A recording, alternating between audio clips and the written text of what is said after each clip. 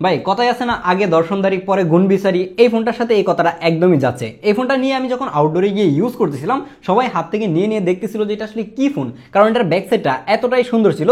এটার পিছনে যে 3D গ্রেডিয়েন্ট ইফেক্টটা ইউজ করা হয়েছে, এটার কারণে মনে হয় যে ফোন থেকে যে ইফেক্টটা রয়েছে সেটা বেশি আসতেছে, এরকম একটা অবস্থা।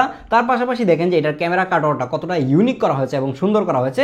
প্লাস এটার সামনের দিকে যদি আপনি তাকান তাহলে দেখেন যে একদমই সিমেট্রিক্যাল ন্যারো বেজেলের একটা ডিসপ্লে, যেটার কারণে এই ফোনটাকে দেখতে অনেক অনেক বেশি প্রিমিয়াম লাগে। কথা বলছিলাম Oppo Reno 14F 5G এই ফোনটা নিয়ে, যেটা বাংলাদেশে এখন কিন্তু অফিসিয়ালি পাওয়া যাচ্ছে। বাই দ্য ওয়ে, শুরুতে এটার প্রাইসটা একটু আপনাদেরকে জানিয়ে রাখি। এটার 8256GB যে ভেরিয়েন্টটা রয়েছে, এটা কিন্তু এখন বাংলাদেশ মার্কেটে অফিসিয়ালি 42,999 টাকায় পাওয়া যাচ্ছে। আর আপনারা যারা ইএমআই তে এই ফোনটি কিনতে যাচ্ছেন তাদের জন্য গুড নিউজ হচ্ছে যে Oppo যে কোনো শোরুম থেকে কিন্তু আপনি এটা 0% ইন্টারেস্টে ইএমআই তে কিনতে পারবেন, যেটা আমার কাছে অনেক বেশি ভালো লেগেছে। এখন কথা হচ্ছে এই ফোনটা কি শুধুমাত্র দেখতেই সুন্দর নাকি এটার ভিতরে কিছু রয়েছে। এই জায়গায় একটা 50 মেগাপিক্সেলের মেইন ক্যামেরা পাবেন এবং এটার ডিসপ্লেটা আমার কাছে অসাধারণ লেগেছে।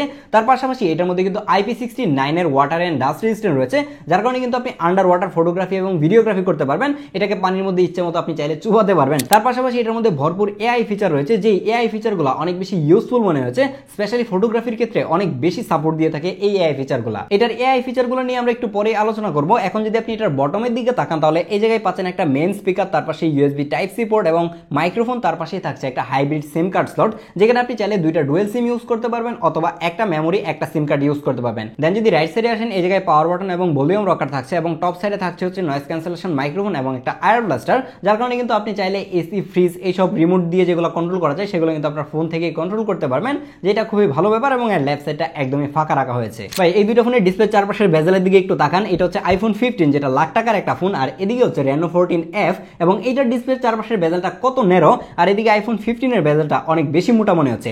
এই জায়গায় আপনি ডিসপ্লে হিসেবে পাচ্ছেন 6.57 ইঞ্চির একটা অ্যামোলেড ডিসপ্লে, যেখানে 120 হার্জের হাই রিফ্রেশ রেট ইউজ করা হয়েছে এবং এটার স্ক্রিন টু বডি রেশিও 93.0%। তার মানে বুঝতেই পারছেন যে এর বেজেলটা কতটা ন্যারো এবং একদমই সিমেট্রিক্যাল ছিল, সামনে থেকে দেখতে অনেক বেশি প্রিমিয়াম লাগে। আর এই ডিসপ্লের কালার, শার্পনেস এবং টাচ রেসপন্স সবার কাছেই ভালো লাগবে। এবং এই ডিসপ্লের নিচের দিকে থাকা যে ইন ডিসপ্লে ফিঙ্গারপ্রিন্ট সেন্সরটা রয়েছে, এটাও মারাত্মক লেভেলের ফাস্ট ছিল। যদিও কিনা এটা একটা অপটিক্যাল ফিঙ্গারপ্রিন্ট সেন্সর, তারপরেও ঠিকঠাক ভাবেই কাজ করতেছিল, একবারও আমি মিস করতে দেখিনি। এই ফোনটাকে আমি আউটডোরে ইউজ করে দেখেছি যে ডিসপ্লের ব্রাইটনেস দিয়ে কোনো অবস্থাতেই প্যারা খাওয়া লাগে না। এটার পিক ব্রাইটনেস কিন্তু 1400 নিটস। এটাকে আপনি ডিরেক্ট সানলাইটেও খুব ইজিলি ইউজ করতে পারবেন, ব্রাইটনেস নিয়ে কোনো অবস্থাতেই স্ট্রাগল করা লাগে না। অনেক সময় দেখা যায় যে ফোন ওভারহিটের কারণে ব্রাইটনেস কমিয়ে দেয়, এই ধরনের কোনো প্রবলেমও আমি এটাতে খুঁজে পাই নাই। যারা প্রচুর পরিমাণে ইউটিউব, নেটফ্লিক্সে ভিডিও টিডিও দেখে থাকেন, মুভি টুভি দেখেন, তাদের জন্য আমার কাছে মনে হয় যে এই ডিসপ্লেটা একটা বেস্ট ডিসপ্লে। এই ডিসপ্লেটাতে প্রোটেকশন হিসেবে থাকছে AGC ড্রাগন ট্রেল নামের একটা প্রোটেকশন। এটা হয়তো অনেকেই চিনবেন না, কিন্তু এটার প্রোটেকশন আমি ঘাটাঘাটি করে দেখলাম যে ভালোই শক্তপোক্ত। তারপরে আপনাদেরকে রিকমেন্ড করবো যে এটাতে একটা এক্সট্রা স্ক্রিন প্রোটেক্টর ইউজ করার জন্য। Reno 14F এই ফোনটার ব্যাক সাইডে ট্রিপল ক্যামেরা সেটআপ ইউজ করা হয়েছে। এর মেইন লেন্সটা 50 মেগাপিক্সেলের, যেখানে সোনির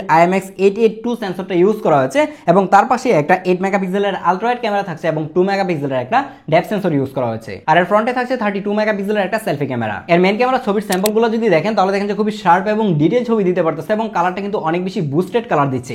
এই ধরনের বুস্টেড কালারগুলো কিন্তু এখনকার সময়ে বেশিরভাগ মানুষই পছন্দ করে থাকে। দেখা যায় যে একদমই সোশ্যাল মিডিয়া রেডি ছবি কিন্তু এটা থেকে পাচ্ছিলাম। ইভেন এটা ডাইনামিক রেঞ্জটাও দেখলাম যে খুবই ভালো রাখতে পারে। আশা করা যায় যে ম্যাক্সিমাম মানুষজনের কাছে এইটার ছবি ভালো লাগবে, ইভেন যথেষ্ট পরিমাণে ডিটেইল রাখতে পারে। আপনি যদি এই ছবিগুলোকে একটু জুম করেও দেখেন তাহলে দেখবেন যে খুবই ভালো ডিটেইল কিন্তু রাখতে পারে। এটার মেইন লেন্সের ছবির স্যাম্পলগুলো যদি দেখেন তাহলে দেখেন যে অনেক বেশি কালারফুল মনে হচ্ছে ছবিগুলো এবং বুস্টেড কালার দিচ্ছে।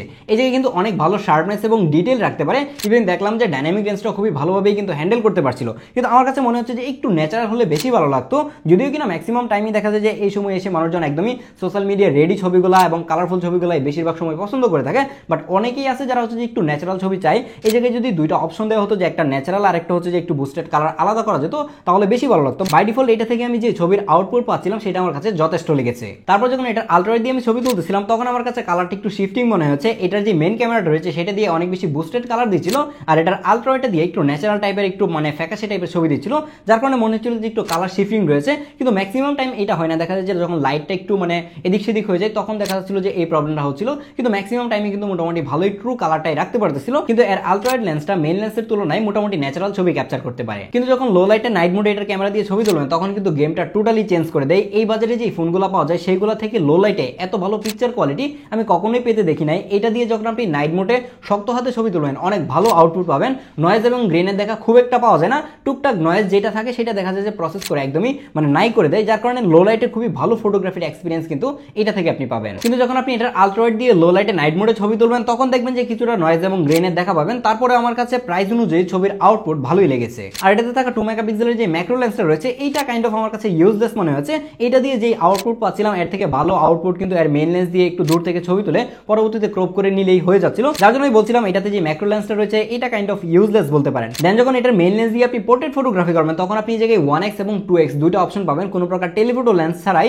এর যে মেইন লেন্সটা রয়েছে সেটাকে ডিজিটালি জুম করে কিন্তু 2x এ পোর্ট্রেট নেওয়ার অপশন রয়েছে এবং এর পোর্ট্রেট ফটোগ্রাফির এক্সপিরিয়েন্সটা অন্য লেভেলের ছিল। আমি এতটা ভালো আউটপুট পাবো আমি চিন্তাও করি নাই, এত শার্প এবং ডিটেল পিকচার এটা থেকে ক্যাপচার করবে এবং এর পোর্ট্রেটের এজ ডিটেক্টটা অনেক ভালোভাবেই করতে পারে, কোনো অবস্থাতেই মিস করতে দেখি নাই। অনেক বেশি কমপ্লিকেটেড লাইটিং কন্ডিশন হয়ে গেলে দেখা যায় যে মাঝে মাঝে মিস করতেছিল, তাছাড়া ম্যাক্সিমাম টাইমে এটা থেকে অনেক ভালো আউটপুট পাচ্ছিলাম। যারা ডেডিকেটেডলি পোর্ট্রেট ফটোগ্রাফির জন্য একটা ফোন খুঁজে থাকেন তাদেরকেও এই ডিভাইসটা সাজেস্ট করা যায়, যদিও কিনা এটাতে টেলিফোটো লেন্স নাই, বাট টেলিফোটো লেন্সের যে মিসিংটা সেটা আপনি একবার এটাতে ফিল করবেন না। আর এতে যে 32 মেগাপিক্সেলের ফ্রন্ট ক্যামেরাটা রয়েছে এটা দিয়ে অসাধারণ লেভেলের কিছু সেলফি তুলতে পারতেছিলাম। আমি লাস্ট কবে এত সুন্দর সেলফি তুলছি আমি জানি না, এটা নেওয়ার পর থেকে আমি অনেক বেশি সেলফি তুলে দেখলাম যে ছবিটা অনেক বেশি শার্প এবং ডিটেল ছিল। আর ওপ্পোর ফোনগুলো আপনারা জানেন যে নিজেকে একটু ব্রাইট করে এবং ব্রাইটটা দেখতেই বেশিরভাগ মানুষে পছন্দ করে, তো সেই জায়গায় আপনি যদি সেলফি তুলতে চান অনেক বেশি সেলফি তুলবেন এই ফোনটা কেনার পর, কারণ এটা দিয়ে আসলে নিজেকে অনেক বেশি সুন্দর দেখাচ্ছিল। এবং এটা দিয়ে যখন পোর্ট্রেট মোডে আপনি সেলফি নেবেন সেটার এইচডিটা একটু কিন্তু অনেক ভালো করতে পারে এবং যে ব্লারটা রয়েছে সেটা কিন্তু একদমই ন্যাচারাল লাগে দেখতে। এটার মেইন লেন্স দিয়ে সর্বোচ্চ 4K 30 fps ভিডিও রেকর্ড করা যায়। এই বাজেটের একটা ফোন থেকে 4K 60 fps আসলে আশাও করা যায় না। তো চলুন আউটডোরে গিয়ে এটার একটা ভিডিও টেস্ট দেখি। এটা হচ্ছে Reno 14F এর মেইন ক্যামেরার ভিডিও। এটার মেইন ক্যামেরা দিয়ে 4K 30 fps ভিডিও রেকর্ড করা যায় এবং যখন 1080p তে ভিডিও রেকর্ড করবেন তখন কিন্তু আপনি 1080p 60 fps পর্যন্ত রেকর্ড করতে পারবেন। এরকম 40-42 হাজার টাকা প্রাইস রেঞ্জের একটা ফোনের মধ্যে আমরা অবশ্যই 4K 60 fps আশা করে থাকবো, বাট এটাতে 4K 60 fps দেওয়া হয় না, বাট 4K 30 fps যেটা রয়েছে সেটা থেকে খুবই ভালো আউটপুট পাওয়া যায় এবং এটার যে স্টেবিলাইজেশনটা রয়েছে সেটাও কিন্তু ঠিকঠাকভাবেই কাজ করে। এই যে দেখেন আমি হেঁটে হেঁটে এখন ভিডিও করতেছি কিন্তু ভিডিওটা কিন্তু ভালোই আসতেছে। তাছাড়া এখন যে লাইট কন্ডিশন রয়েছে সেটা মোটামুটি লো লাইট বলতে পারেন, দেখেন যে একদম বৃষ্টি পড়তেছে এই মুহূর্তে ভিডিও করতেছি। আর এটার সাউন্ড কেমন ক্যাপচার করতে পারে সেটাও আই থিঙ্ক একটা আইডিয়া করতে পেরেছেন। নাও কথা বলা যাক এটার পারফরমেন্স নিয়ে। এটার মধ্যে এসওসি হিসেবে ইউজ করা হয়েছে স্ন্যাপড্রাগন 6 Gen 1 যেটা 4 nanometer বিল্ড করা হয়েছে এবং এটার পারফরমেন্স খুবই ভালো ছিল। এটা দিয়ে রেগুলার লাইফে ইউজ করতে গেলে আপনি একবারও ল্যাগ হ্যাঙের দেখা পাবেন না। তার পাশাপাশি এটা কিন্তু out of the box Android 15 এ এসেছে এবং এর উপরে কিন্তু কালার ওয়েস থাকছে। আর আপনারা হয়তো এখন সবাই জানেন যে ওপ্পোর কালার ওয়েস কিন্তু আগে থেকে অনেক বেশি অপটিমাইজ হয়েছে এবং ফিচারে ভরপুর এবং অনেকগুলো এআই ফিচার রয়েছে যেগুলো নিয়ে একটু পরে আমরা কথা বলবো। এটার মধ্যে প্রচুর পরিমাণে ব্লুটুথ পেয়েছি, যে ব্লুটুথ গুলো উল্টাপাল্টা অ্যাড দেখাচ্ছিল। তার পাশাপাশি কিছু গেম ইনস্টল করা যেগুলোকে চাইলে আপনি সবগুলোকে আনইনস্টল করতে পারবেন, যেগুলো আনইনস্টল করা যায় না সেগুলোকে চাইলে কিন্তু ডিসেবল করতে পারবেন। কিন্তু এই ধরনের ব্লুটুথ ফোনের মধ্যে থাকাটা খুবই বিরক্তিকর ছিল। বাই দ্য ওয়ে এটার মধ্যে কিন্তু স্টোরেজ টাইপ হিসেবে ইউজ করা হচ্ছে UFS 3.1, যার কারণে কিন্তু আমরা পারফরমেন্স অনেক ভালো পাচ্ছিলাম। এটাকে আমরা অন্তত বেঞ্চমার্কে টেস্ট করে দেখেছি এবং এই জায়গায় কিন্তু স্কোর করতে পেরেছে 6,83,296, যেটা কিন্তু হিউজ ছিল। এই ফোন দিয়ে যদি আপনি গেমিং করতে চান তাহলে গেমিংও খুবই ভালো সাপোর্ট দিচ্ছিল। এটা দিয়ে পাবজি খেলে দেখেছি যে 90 fps পর্যন্ত ভালো একটা সাপোর্ট পাচ্ছিলাম এবং লং টাইম পাবজি খেলার পরেও ভালোই কিন্তু এটার পারফরমেন্স ধরে রাখতে পারে, পারফরমেন্স খুব একটা ড্রপ করে না। এবং এটা দিয়ে আমরা থ্রটল টেস্ট করেছি, 15 মিনিট থ্রটল টেস্টিং এর পরে কি রেজাল্ট এসেছে সেটা তো দেখতেই পারতেছেন, খুব বেশি কিন্তু পারফরমেন্স ড্রপ করে না এবং এটা দিয়ে আরামসে কিন্তু লং টাইম গেমিংও করা যাচ্ছিল, খুব বেশি একটা ওভারহিট হচ্ছে না। তাছাড়া এটার অ্যাপ ওপেনিং ক্লোজিং খুবই ফাস্ট ছিল এবং অনেকগুলো অ্যাপ একই সাথে রান করার পরেও ব্যাকগ্রাউন্ডের অ্যাপগুলো ঠিকঠাকভাবেই থাকতেছিল, একবারও কিল করতে দেখি না এটাতে থাকা 8GB র্যামের কারণে। এখন কথা বলা যাক এটার এআই ফিচারগুলো নিয়ে। ম্যাক্সিমাম টাইমে দেখা যায় যে এআই ফিচারগুলো একটু ভুয়া টাইপের হয়ে থাকে, সেগুলো বেশিরভাগই মানুষজন ইউজ করে না। বাট এটার মধ্যে যখন আপনি ফটোগ্রাফি করবেন তখন আপনি এই এআই ফিচারগুলো অনেক বেশি ইউজ করবেন এবং এগুলো খুবই ইউজফুল ছিল। আপনি যখন এটার এআই এডিটরে যাবেন তখন প্রথমেই পেয়ে যাবেন এআই রিকম্পোজ নামের একটা অপশন। আপনি ছবি তোলার পরে যদি আপনার ফ্রেমটা একটু আঁকা বাঁকা হয়ে থাকে তাহলে কিন্তু এটা এআই এর মাধ্যমে ফিক্সড করে দিবে এবং এটা দেখা যাচ্ছে খুবই পারফেক্টলি কাজ করে। দেন পেয়ে যাবেন AI eraser, AI perfect short নামের যে অপশনটা রয়েছে এইটা আমার কাছে বেশি ইউজফুল মনে হচ্ছে। অনেক সময় দেখা যায় যে আমরা যখন গ্রুপ ফটো তুলি অনেকে চোখ বন্ধ করে রাখে, অনেকে নাক বাঁকা মুখ বাঁকা এই টাইপের অনেক ছবি থাকে, তো সেইগুলোকে চাইলে কিন্তু এখন এটা এআই এর মাধ্যমে ফিক্সড করতে পারবেন এবং আপনার গ্রুপ ছবিটা নষ্ট হবে না। গ্রুপ ছবি কিন্তু বারবার আমরা তুলতে পারি না, এইটার সময় একবারই আসে এবং মুভমেন্টটা একবারই ক্যাপচার হয় এবং এটাকে যদি এআই এর মাধ্যমে একদম পারফেক্ট করা যায় তাহলে এর থেকে ভালো অপশন মনে হয় না যে কিছু আছে এবং এটা খুবই ভালোভাবেই কাজ করতেছিল। এবং এই জায়গায় আসলে আপনি আরো অনেকগুলো ফিচার পেয়ে যাবেন যেগুলো নিয়ে কথা বলতে গেলে ভিডিও আরো অনেক বেশি লম্বা হয়ে যাবে। বাই দ্য ওয়ে একটা ব্যাপার নিয়ে কথা বলতে তো একদমই ভুলে গেলাম, সেটা হচ্ছে এটার ব্যাটারি ব্যাকআপ। এই ফোনের ব্যাটারি ব্যাকআপ মারাত্মক লেভেলের ছিল। এটার মধ্যে 6000 mAh এর ব্যাটারি ইউজ করা হয়েছে এবং এটার বক্সের মধ্যে একটা 45 ওয়াটের চার্জার দেওয়া হয়েছে, যেই চার্জার দিয়ে এটাকে খুবই ফাস্ট চার্জ করা যাচ্ছিল এবং এটাকে যদি একবার চার্জ দেন তাহলে অ্যাটলিস্ট আপনি 1.5 দিন তো ইউজ করতেই পারবেন। আপনি যত হেভি ইউজারই হন না কেন এটাকে আপনি 0 to 100% চার্জ একদিনে শেষ করতে পারবেন না। আপনাকে 100% চার্জ শেষ করার জন্য অবশ্যই পরের দিন সকালে 10টা পর্যন্ত ওয়েট করা লাগবে। এটার ব্যাটারি ব্যাকআপটা এতটাই ভালো ছিল। স্ক্রিন অন টাইমের কথা যদি চিন্তা করি তাহলে এটা থেকে অনায়াসে কিন্তু আপনি 10 থেকে 11 ঘন্টা স্ক্রিন অন টাইম পেয়ে যাবেন। তো ব্যাটারি ব্যাকআপ নিয়ে অ্যাটলিস্ট আপনাকে চিন্তা করতে হবে না। তো এখন ফাইনালি কথা হচ্ছে যে 42,999 টাকা দিয়ে আপনি এই ফোনটা কিনবেন কিনা।